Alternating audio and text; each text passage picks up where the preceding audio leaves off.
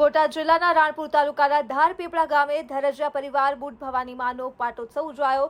ધારપીપળા ગામના સમસ્ત ધરજીયા પરિવાર દ્વારા બુટ ભવાની માનો પાટોત્સવ ઉજવવામાં આવ્યો હતો। ડાક ડમરૂની રમઝટ બોલાવી તેમજ કલાકાર શ્રી સંજયભાઈ બુદેલ તેમજ ગોવિંદભા ગઢવી તેમજ અશ્વિનભાઈ મેવાડા દ્વારા સમસ્ત ધારપીપળા ગામના ભુવાજીએ હાજરી આપી હતી અને દીવ મિરર ન્યૂઝ ગાંધીનગર સહતંત્રી રોહિત આર જતાપરાએ પણ હાજરી આપી હતી।